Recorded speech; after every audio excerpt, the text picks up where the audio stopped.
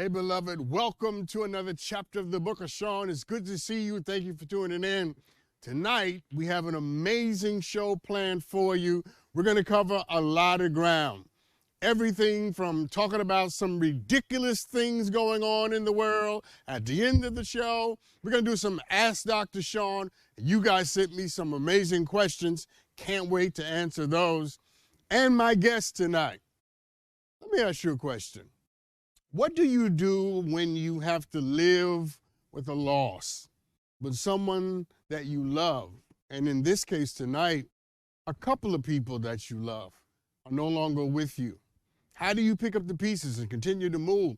How do you find joy in the midst of life, a life, mind you, shrouded in grief? And what do you really know about grieving? Has anybody ever taught you how to grieve? And what one should do and what we ought to do when we've lost someone? And it's the case that people grieve differently. See, we never have these conversations. People just tell you to keep going and lift your head up and the Lord will make a way somehow. Listen, if you've ever lost anybody, you know it can break your spirit into a million pieces. And there you are in the wee hours of the night, trying to piece yourself back together. My guest tonight knows that journey. You're about to hear her journey, her story, her heart, and her hope. All of it bound up in one conversation. You picked the right night to be here. But welcome to the show, my guest, Shanti Das. Hey, Shanti. Hey, how are you? I am glad to see you. Thank you for doing this. Thank you so much for having me on. It really is an honor and a pleasure, and congratulations on all of your success. Thank you. See, I like Shanti. So let me preface everything by saying, I know this will not be an easy conversation for you, but I also know that you allowing us to listen into some of your pain and your heart will bless us. And so I want you to know that I know that this is a sacred conversation, that this is a significant conversation, and I will honor it with my attention and all of the compassion and love that I can extend. So just know that going in, okay? That means a lot. Thank you so much. I feel like it's a safe space. Good. That's important. All right. So you've lost 3 important people in your life. Yeah, 2 of them in very short order. For everybody out there who has not lost anybody or not lost anybody recently, tell us what losing your mother, your sister, and your father, how has it impacted and changed your life? It's a great question. So first off, I'll say my father actually died by suicide when I was 7 months old. Wow. And some people would say, oh, well, you were a baby, you didn't know. It doesn't matter. That's still my father. And once I got old enough to realize that I would no longer have a dad or have an opportunity to grow up with a dad, and him being a girl dad or me being, a daddy's girl, if you will, something I always longed for, it really broke my spirit. And when I found out how he died by suicide, a gunshot wound to the head, that even further sent me into sadness. And so as a young girl, I was angry, really angry. It's different stages of grief, and we can talk about that later, but anger is one of the stages of grief. And I was angry at my dad, particularly for not being there, and especially for dying by suicide. And then fast forward to my sister, who passed away in 2019. It was so unexpected. She was on vacation in Cancun with her family.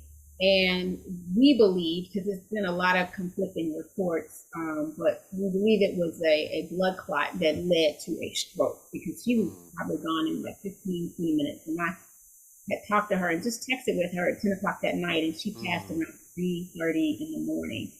That was the worst thing that I've ever experienced in my life. And quite honestly, I wouldn't wish that on my worst enemy. It was really, really awful. And for my mother passed away earlier this year at the end of January. And that was, of course, traumatic. It's my mom. But my mother had developed Alzheimer's, and she had been living with Alzheimer's for the last, I don't know, 14, 15 years. And so it's interesting. We talk about grief. We think it's just when something happens instantly. But grief also can happen over time, right? Or it could be the loss of a job or the loss of a relationship. But with my mom, I felt like I had been grieving for the last 12, 13 years with her having Alzheimer's, grieving the mom that I knew and having to get to know this mom and be at peace with where she was so that I could cherish the time that she had left with me. Wow. I mean, that was quite an introduction, to your life and to your story. A lot of people watching tonight don't know the answer to the question I'm about to ask you. But you should know that I know the answer to this question because I've lived it.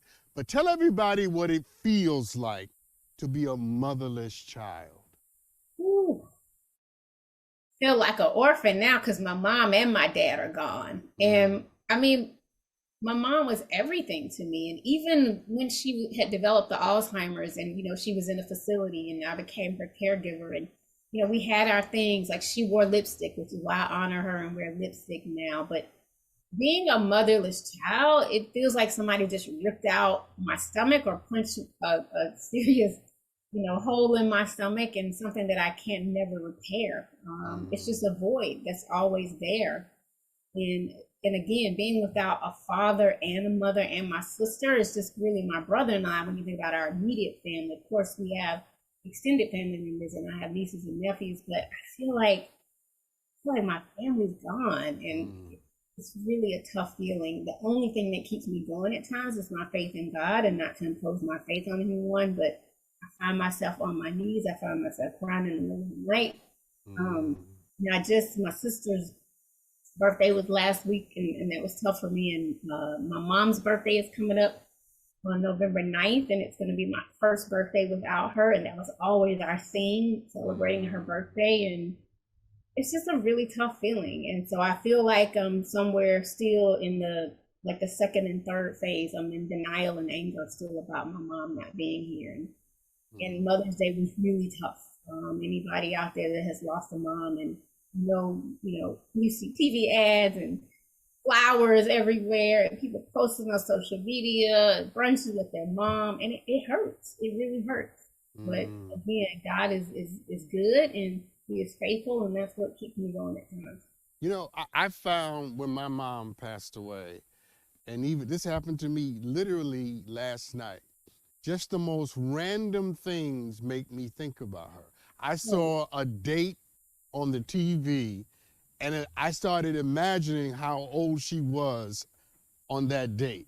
Does that happen to you?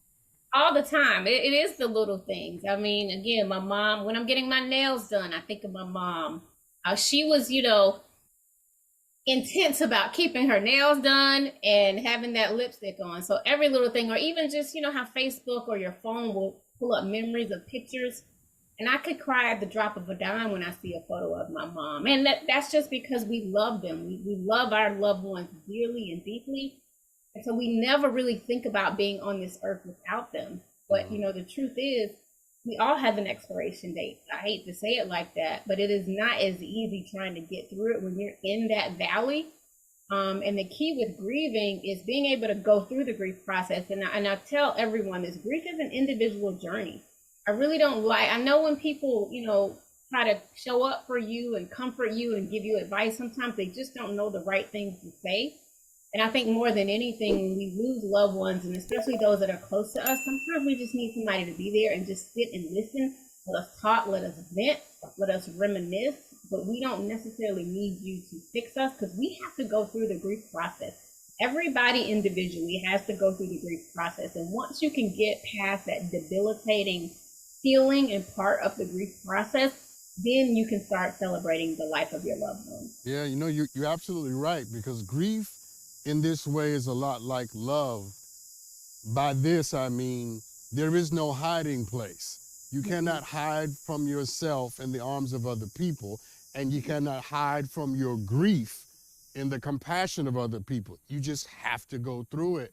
And I'm glad you mentioned that, because as I listened to your story, when you were talking about your sister and then your mom, I was thinking, did you even have time to grieve sufficiently for your sister? Not really, because it was so unexpected, and because my mom was starting to decline, I became the sole caregiver right after that, and then the pandemic hit. Mm, And I'll tell you, that was hard being sometimes isolated and by myself and having to sit in those feelings and not being able to physically find a grief support group or not physically being able to go into church, even though I did virtual church, and not being able to be around elders in my family, and the extended family. And it was one of the toughest things I've ever gone through. And I never thought that my sister would often joke. She was like, "You never know, I might go before you." And I'd be like, "Girl, whatever, mm, never." And even hard even looking at her picture. mm, Worst thing that ever happened to me. mm. And I miss her. I miss everything about her. We talk 5, 6 times a Tell me day. about, hold on, Shanti, hold on. Tell me about her. What kind of person was she like?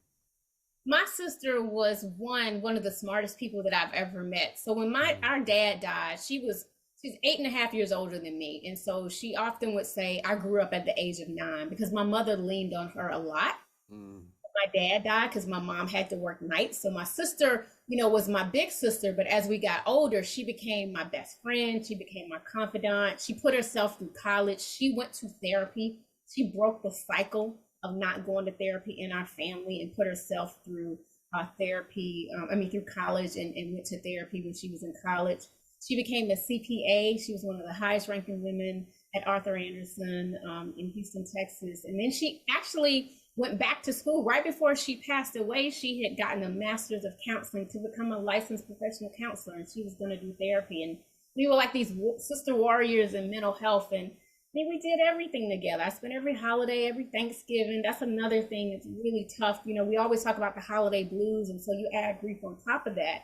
Really a tough time processing the loss of loved ones around the holidays, because everything tends to remind you of your loved one. But we yeah, were as close as sisters could get. yeah. Oftentimes, my brother-in-law, I would say, "Oh, I know he is tired of me calling." He's like, "What are y'all talking about? Didn't you just call like an hour ago?" you We know, were extremely close. Shanti, John, put the photo up again of Shanti and her sister. And when you see this photo, when you see the two of you together, what comes to your heart? What comes to your spirit? That I love her, and that Mm, I miss her every day. mm, And that there's sometimes, if I'm honest, it's hard to do life without her. mm, Because when I almost took my own life in 2015, she was there for me.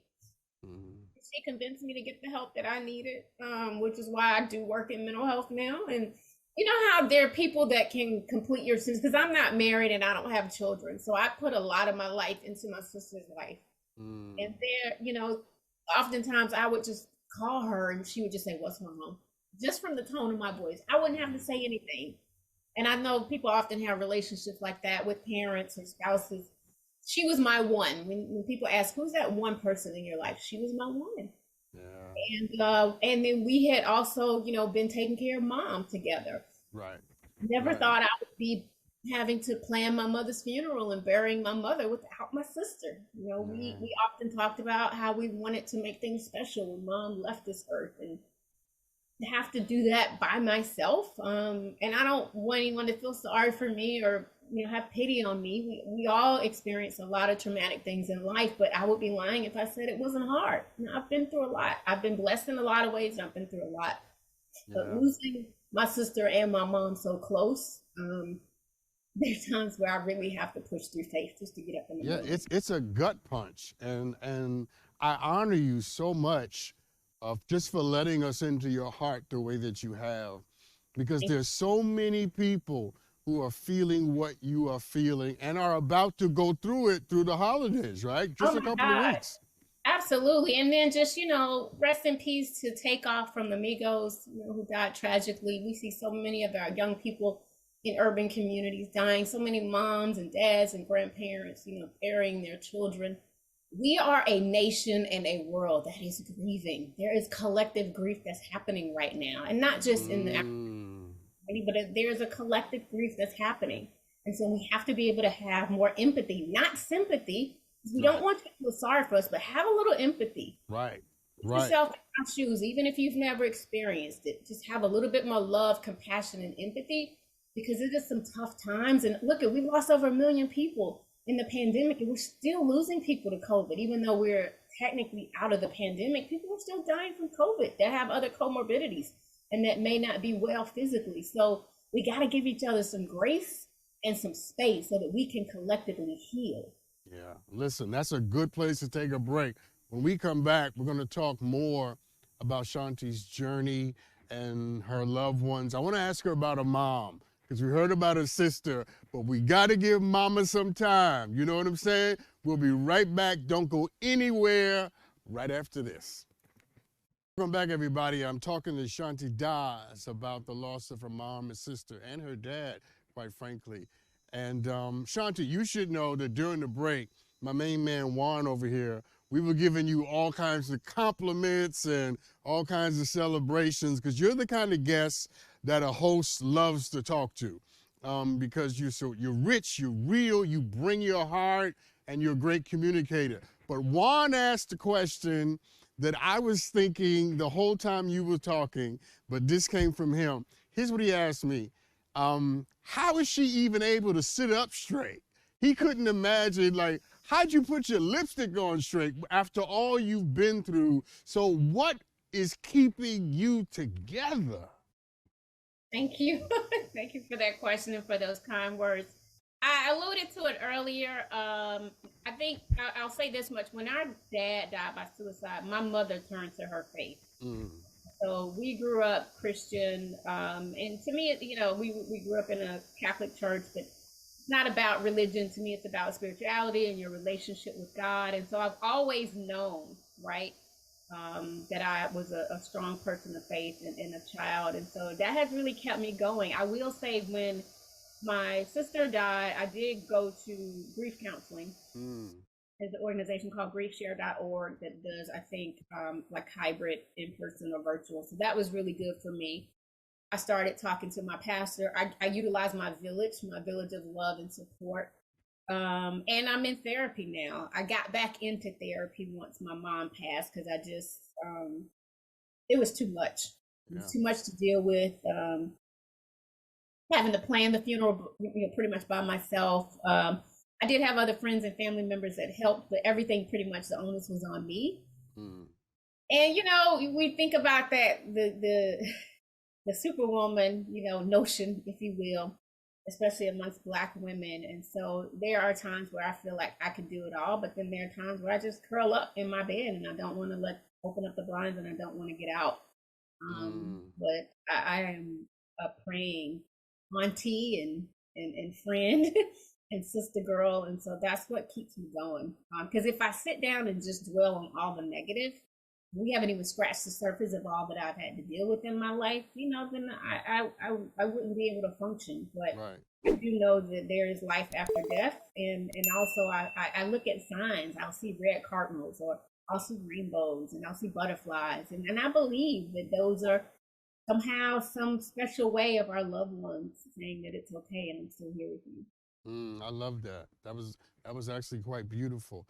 But I'm glad to hear that you give yourself permission to have those moments where you are not Superwoman.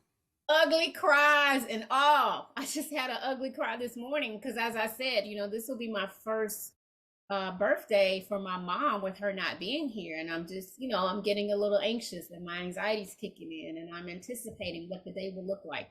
For my sister's birthday a few weeks ago, I had some balloons. She would have turned 60. So I got these really beautiful silver balloons and wrote happy 60th birthday. And I will tell you, I've seen balloons when you let them go and they soar, but I swear they went up at least 20,000 feet. It was the most beautiful thing.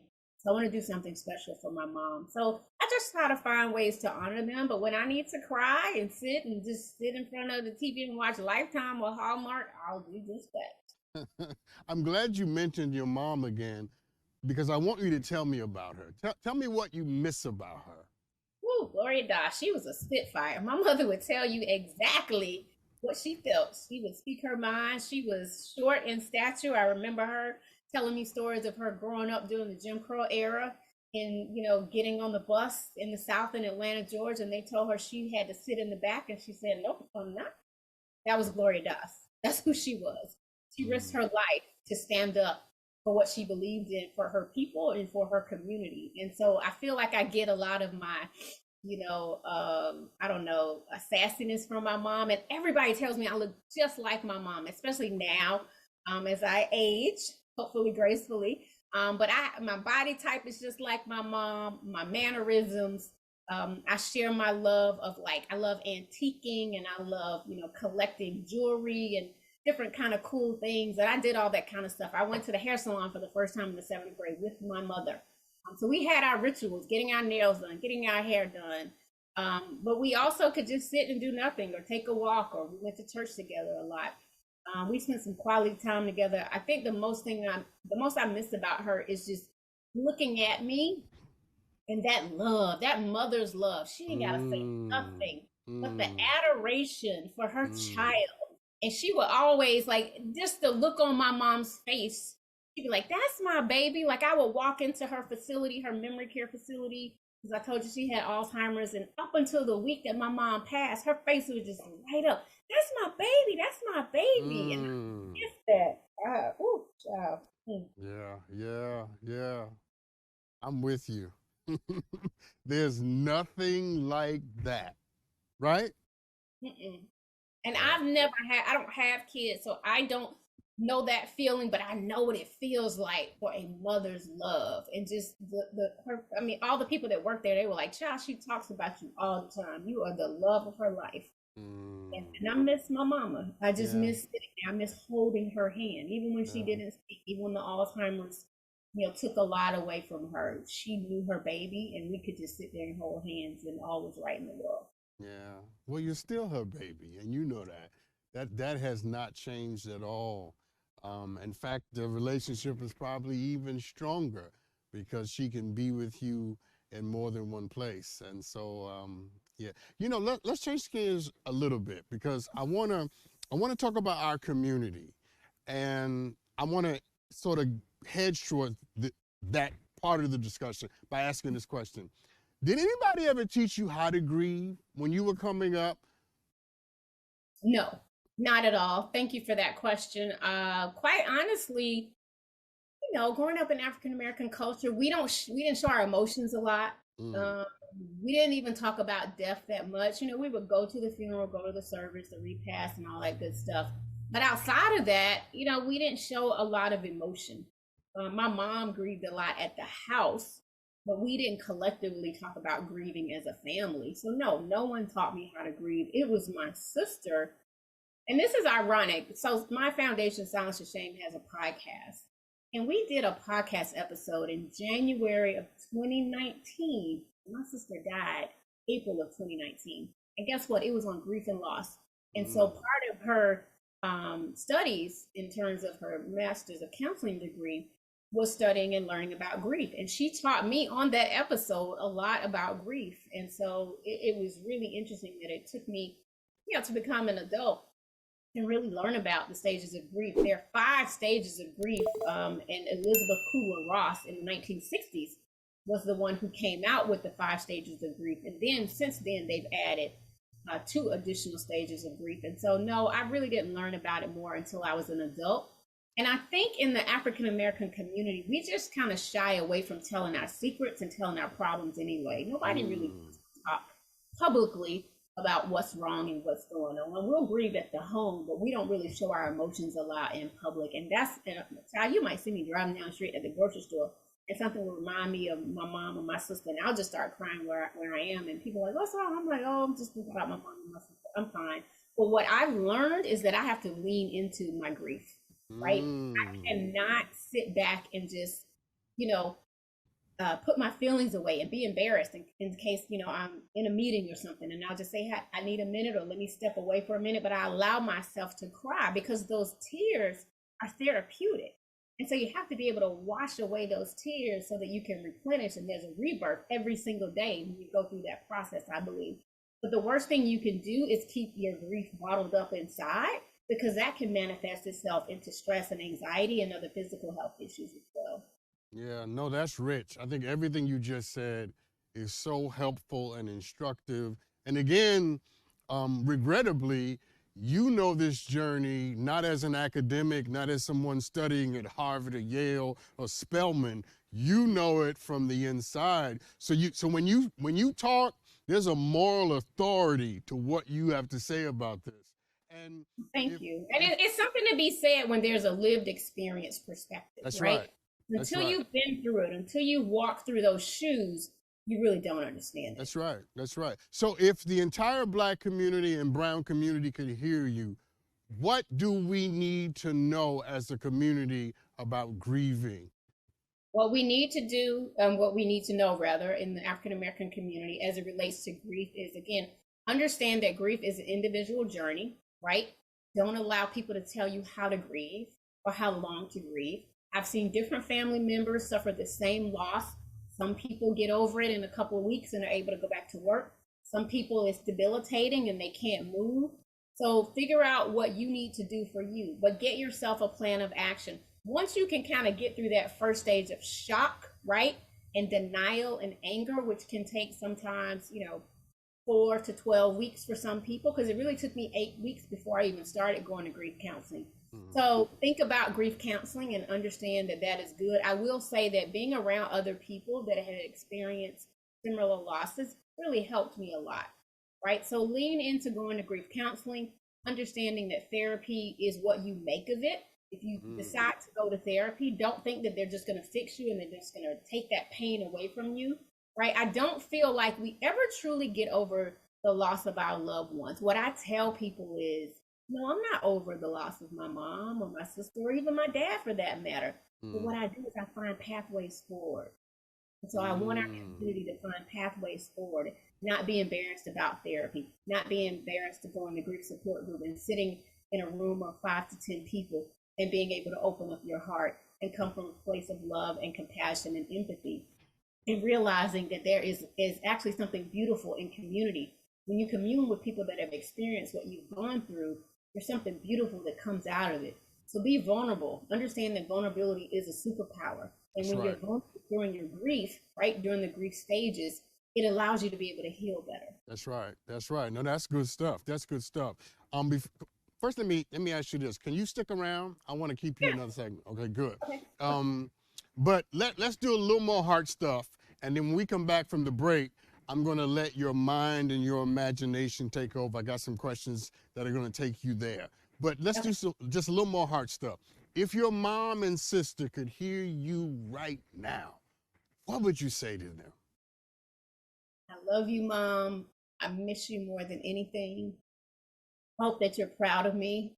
No, I'm not married yet, because that's the one thing that my mom asked me. This is a true story. The day before she left this earth, she said, "Are you married yet?" And that's the Alzheimer's asking. But she knew what she was asking. I said, "No, Mom, I'm not married yet." So I would tell them I love them, I miss them, and I'm not married yet. But don't lose hope.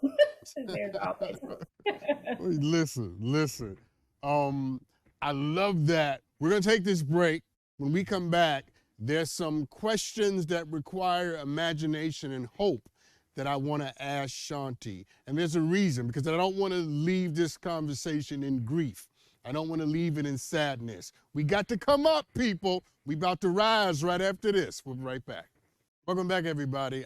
You guys know I love a rich, substantive, um, feeling conversation. And that's what this has been tonight.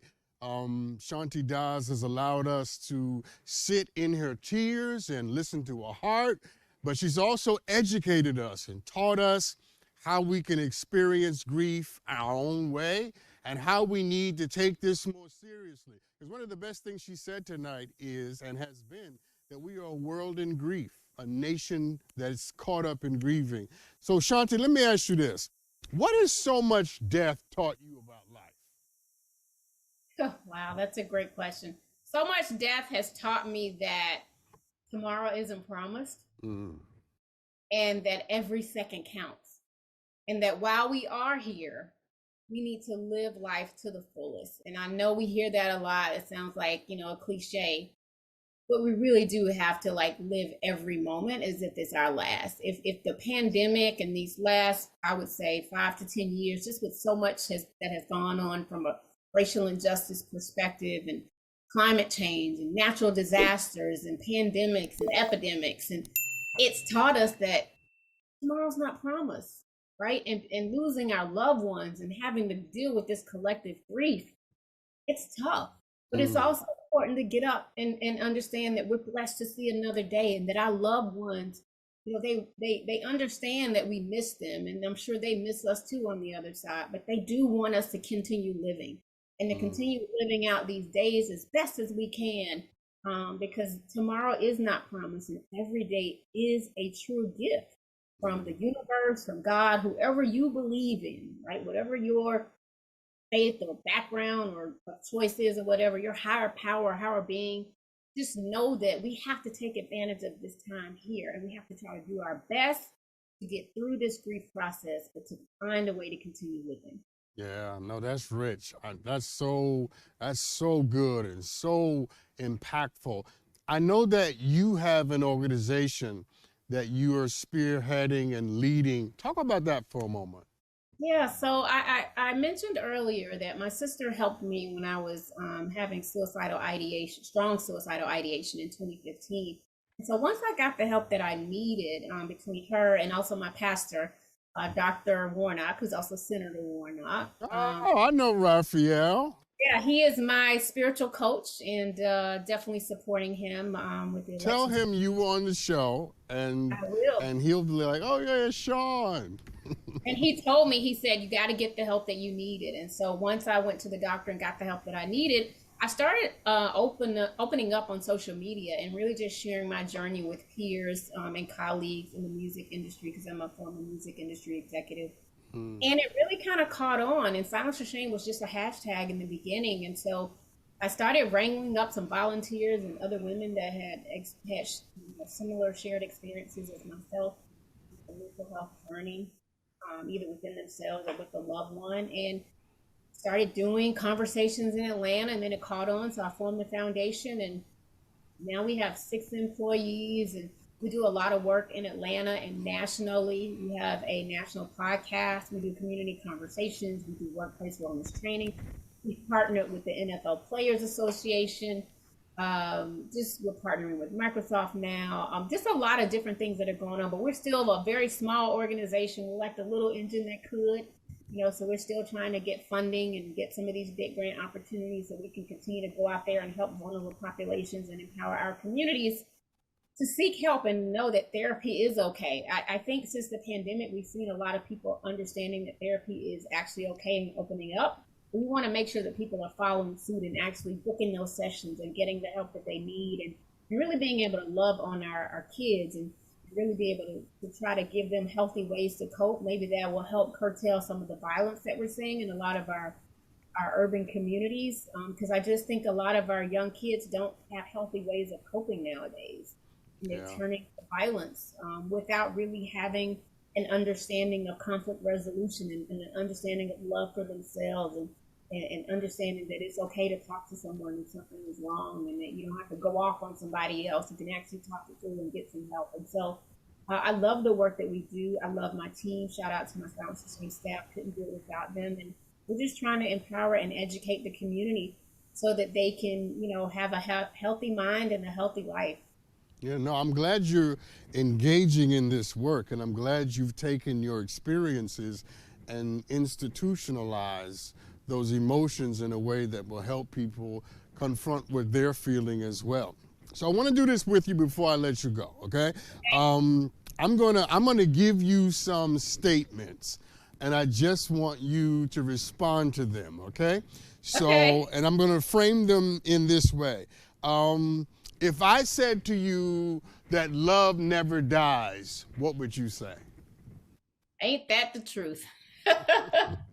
I feel like, yes, love never dies. And it's also, what you make of it. Love is about, I feel like you get back what you put out into the universe, right? So if you keep putting love out into the universe, that love within your heart and in your circle of community will never die. So if I said to you that each day you honor your father, your mother, and your sister with your choices, what would you say? I honor my mother, my father, and my sister each day by being able to wake up every day and making them proud and being able to really pour back into the community and help others because that's what it's about. My mom, served the homeless community years ago when we were little, and so I honor them by helping others. So if I said that somehow you will see them all again, what would you say? Oh, I do, because I believe in heaven. I believe there is life after death. Again, not to impose my faith on anyone, but I believe Jesus Christ died for our sins so that we could have everlasting life. So, Mama, Marie, Dad, I will see you one day. Hopefully, not too soon, but I will see you. So, here's my last one. So, if I said that you have some joy coming and it's coming sooner than you think it is, what would you say? I would say joy comes in the mornings, and when I wake up, Sean, I'm gonna be happy and smiling to see another day because tomorrow ain't promised. Yeah, I believe that. I believe that you have some joy coming, and that what you have sown in sorrow, you're about to reap in joy, right? The scripture says, "I'll give you beauty for ashes, the garment of praise for the spirit of heaviness." And I think that you have suffered and you have been through the valley of the shadow of death. But your creator, your maker, your redeemer has been with you all the way. And you come on this show tonight. Juan asked the question, how are you able to even sit up straight? You are a beautiful, smart, powerful woman. And the amazing thing about you, Shanti, is that none of that has been diminished because of what you've been through. There's a great line at the end of Song of Solomon, with Toni Morrison's book, where the mother breaks into the church and she says, and she was loved, and she was loved.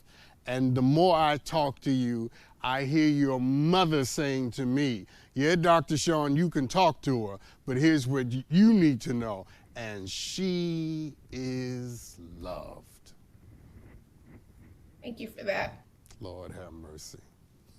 Let me let you go before we both start crying. Shanti, thank you for being here. It's okay. I'm a Pisces, y'all. I cry all the time. It's okay. Thank you for being here tonight. I appreciate Thank you. for having me. Thank you so much. It's my pleasure. Listen, everybody, I have some Ask Dr. Sean, maybe an aha moment when we come back right after this. Welcome back, everybody. So let's do some aha moments. Highly play the bumper, man. So that was a wonderful conversation on so many levels, not the least of which is the fact that most of us, if you live long enough, you're going to be where she is. We're all going to lose somebody eventually. One of the things in my aha moment, rather, from this conversation was her being able to tell us that as a community, we don't talk about this enough. We don't share our feelings enough. So here's my question to you. Who do you have in your life with whom you can share your feelings, your joys, your sorrows, your grief, your whatever? Because if you don't have that, if everybody just wants to snap their fingers and shake their behind with you and order drinks and go out with you, if that's all they want, then you don't have enough of the right people in your life. Got to have somebody with whom you can bare your soul and give your heart. Because without that, that's not a good life. I don't know how many parties you go to or clubs you inhabit or all of that. No, a good life is knowing you can tell somebody the real truth about how you feel and know that they will love you and support you anyway. That's a good life. All right, Hailey, let's do some Ask Dr. Sean. Play the bumper, man. So, I can't thank you enough for the videos you guys send me, the emails and the direct messages. I'm always grateful. You always send amazing questions, and here's one right here. Hey, Dr. Sean, I'm Zach Kirk. I need some advice. I have a friend. I just want to, know what are some tips for someone to get out of like a victimhood mindset where everything is always someone else's fault? That's a more complicated question than you might imagine, because people won't change until they want to. People don't engage in transformation until they're ready to be transformed. The only thing I think you can do with someone like that is to keep putting before them the fact that they are not special. Here's what I mean, that life is not uniquely trying to undermine them. Everybody struggles, everybody cries, everybody suffers, everybody goes through it. And you are not a victim and have some special category where you are the person who's the object of all of life's ills and indiscriminate pains. No. I think when a person starts to go down that road, you have to remind them that they ain't the only ones suffering. And more than that, I think it's always healthy to confront people with the possibility that just cataloging their complaints is not a good way to live. The best way to live is to be able to say, in the midst of it all, yeah, it hurts, and yeah, it's happening, yeah, this person did that, but I'm committed to what my future might be. You see, you're never going to get this person to change until they're ready. And sometimes we have to help people become ready by telling them how they sound. See, that's not easy, and you might lose your friend. But in losing your friend, that person might gain a better version of themselves, so it might be worth it. Tell her how or tell him how they sound, and let them hear it and see if it will do the work that you're hoping they embrace one day. All right, somebody sent me this question. Let me read it. Recently, I went to dinner with a guy that I met on a dating app. When the bill came, he asked me to pay for my half. Should I have been offended? Well, the answer to that, from my perspective anyway, is yes. If you ask me out on a date, then you should be paying for it. And if you want me to pay, then you should let me know before the bill comes. In fact, you should let me know before we get into the restaurant. I don't think people should assume that the other person functions by any of the rules that happen to apply to dating. Be upfront and say what it is you are expecting and what you want to happen with respect not just to the bill, because somebody who can't give you the information you need about the bill might not be able to give you the information you need about their past, or about what they're doing at 3 o'clock in the morning. I'm just saying, I think you should be a little offended. Not just because the person wanted you to pay half the bill, that's not a big deal. You should be offended because they were not man enough or adult enough or grown enough to have that conversation with you before you sat down at the table. Because grown folks are going to cover those things before we even get to the restaurant. And we're going to have communication and understanding and agreement. You see, you want someone who will empower you with information and leave it to you to make the choice and the choices that bring beauty and joy to your life. So more than just being offended, you might want to move on. Let's take a break. We'll be right back with Here's What Doesn't Make Sense right after this. Welcome back, everybody. So I love this new segment because it gives me and all of us an opportunity to think about some things going on in the world that's absolutely nonsensical. And if you're paying attention, there's a lot going on in the world that's nonsensical. So here's what don't make sense.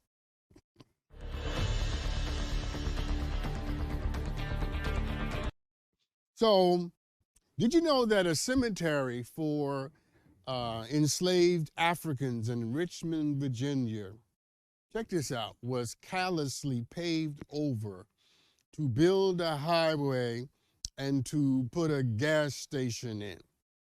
You heard me. A woman by the name of Laura McQueen set out to solve the mystery of what happened to her ancestors' final resting place, and she discovered that the African burial ground, which is adjacent to two well-preserved cemeteries, white cemeteries, which include Supreme Court Justice John Marshall, Confederate veterans, that the African cemetery has been completely paved over, as if nobody was buried there, and whomever was buried there was of so little consequence that they paved it over and put a gas station on top of it. Yes, the African burial ground has literally been put underneath an abandoned gas station, a highway overpass, and check this out, some railroad tracks. Historians believe that the Shockoe Hill Burial Ground might be the largest cemetery containing the remains of free Africans and enslaved Africans in the country. And this is how America decided to treat their remains: a gas station, railroad tracks, and an overpass. And I guess at this point I should be saying how this doesn't make sense. But the reality is it does. Because why would a country who didn't treat Africans the right way when they were alive now all of a sudden treat them with respect now that they're departed and dead? It makes absolute sense in a strange, sad, tragic, and ironic way that this would be the result of America's malignant indifference to Black life, Black suffering, and the history of our people in this country, that the nation would say, preserve the white cemeteries, but pave over the Black ones, because after all, they were nothing more than enslaved people. You know, one of the things that this country is going to have to figure out is whether or not it has the moral wherewithal to correct its mistakes. So I'll end this by saying to the people of Richmond, Virginia, and the people of Virginia writ large, what are y'all going to do about this?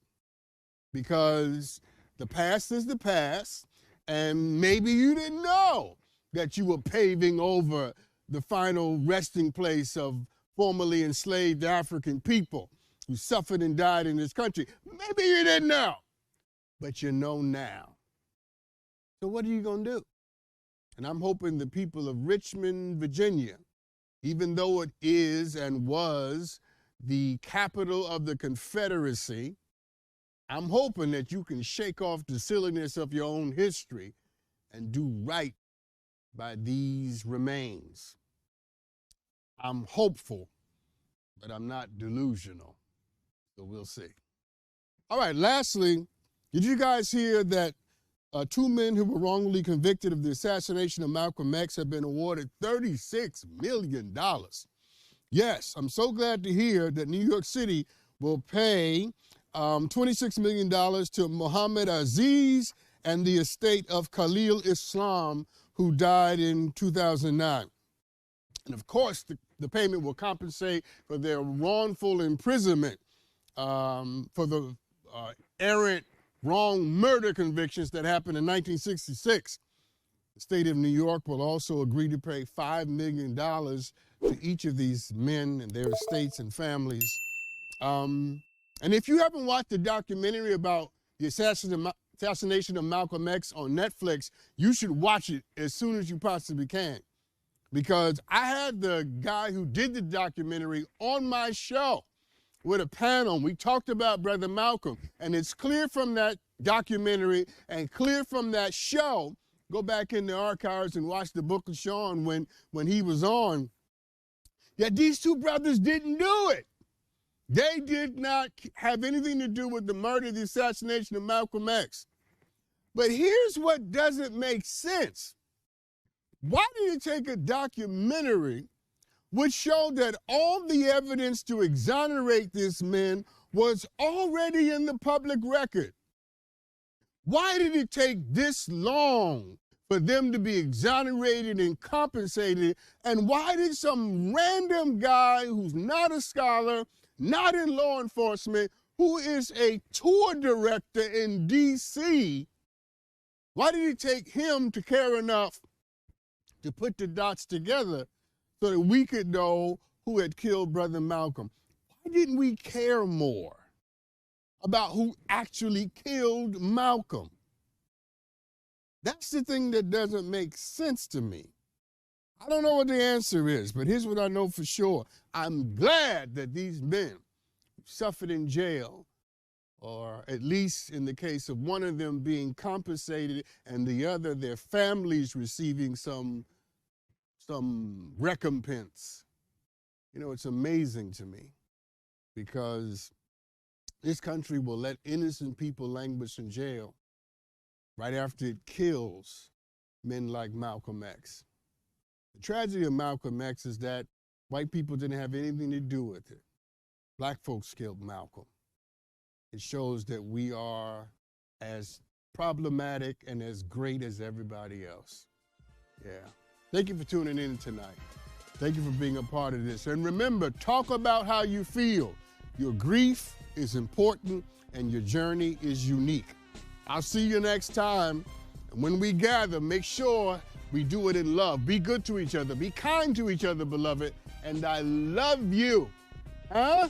And ain't nothing you can do about it. How about that? One.